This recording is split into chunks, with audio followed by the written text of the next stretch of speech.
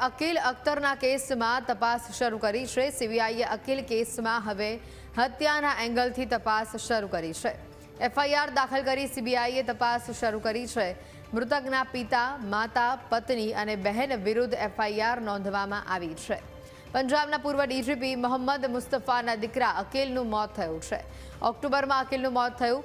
દવાના ઓવરડોઝને લઈને મોત થયું હોવાનું અનુમાન લગાવવામાં આવ્યું છે। 16 ઓક્ટોબરના રોજ અકીલનો મૃતદેહ ઘરમાં મળ્યો। સોશિયલ મીડિયામાં અકીલના એક વિડીયોને લઈને ફરિયાદ થઈ હતી। વિડીયોમાં અકીલે પોતાના પિતા પર આરોપ લગાવતા પોતાના જીવને ખતરો હોવાનું કહ્યું। આ કેસમાં પડોશી શમસુદ્દીને પંચકુલા પોલીસ કમિશનરને ફરિયાદ આપી છે। અકીલના મોત બાદ પડોશી શમસુદ્દીને ગંભીર આરોપ લગાવ્યા હતા।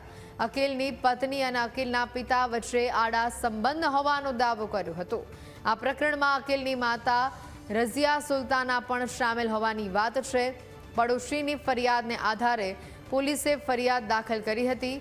જો કે પૂર્વ ડીજીપી મુસ્તફાનો દાવો છે કે અકીલ 18 વર્ષથી માનસિક બીમારીથી પીડિત છે અને નશાની લતથી તે પીડાતો હતો।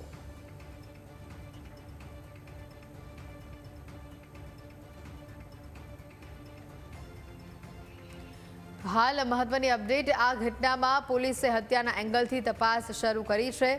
આ સાથે મૃતકના પિતા, પત્ની અને માતા વિરુદ્ધ પણ અત્યારે તપાસ કરવામાં આવી રહી છે। જે ઘટના આ સામે આવી હતી તેને લઈને સીબીઆઈ હવે આ મામલે ઊંડાણપૂર્વકની તપાસ કરી રહ્યું છે।